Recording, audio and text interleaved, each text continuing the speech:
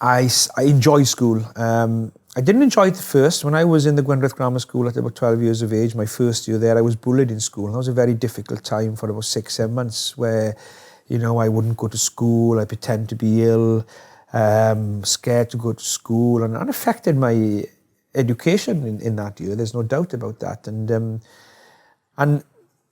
people don't realise sometimes how one's life can be affected when kids in particular are bullied, you know, and it's a huge problem. And I'm a patron of Bullies Out charity because I think it's hugely important that sometimes people bully people without knowing they do so. You know, they think it's funny, they think it's a joke, and but that person doesn't find it that way and can find it difficult to deal with that. So it's just educating people, I think. And look, you know, yeah, I know you're trying to be funny, but just, you know, that may not be the right thing to say here now. So just, you know, just think before you say something.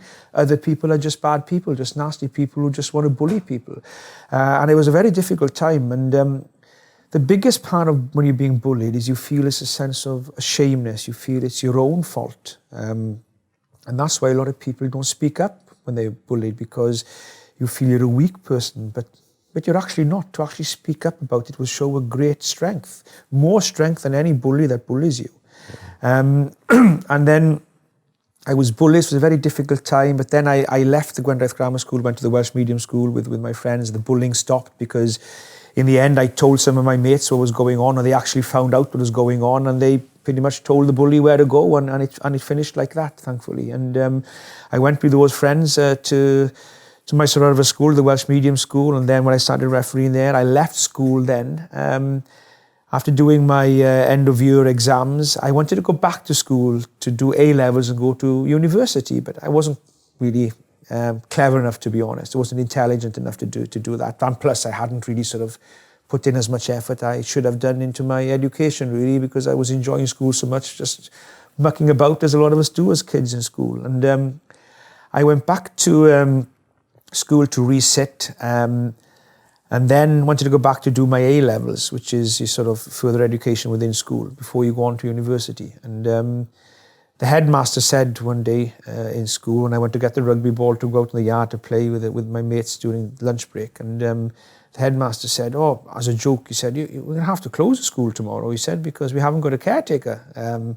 He's gone off ill with a hernia operation. I can't get anybody to do the job, so, you know, make the most of playing rugby today. And I said as a joke, oh, that was an easy enough job, the caretaker, I'll do that for you. Well, the following day I go to school, the headmaster calls me to his office. You know, the old Tannoy system goes, Nigel Owens to the headmaster's office, please. And all my mates go, no, what the hell have you done again now?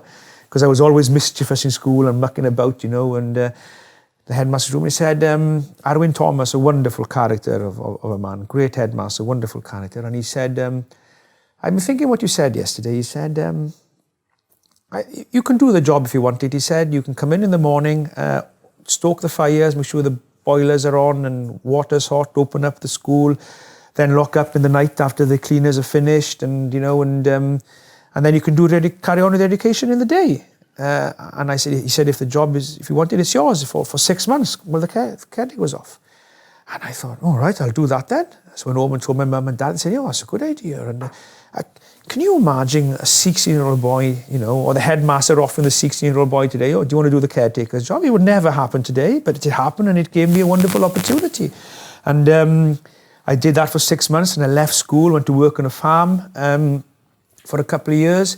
And then I went back to school then to work as a technician then in the same school where I was a pupil and where I was a caretaker for the best part of 12 and a half, 13 years. And still I started refereeing then as a full-time job, as a professional referee back in 2001 for the Welsh Rugby Union, where I'm still employed today as a professional referee. So my late teens and early 20s, you know, was brought up, you know, working on a farm, working in school, going to young farmers clubs, being part of the community and stuff where I was brought up in. So, you know, it was a wonderful upbringing I have until I came across that sort of difficult time in my life then.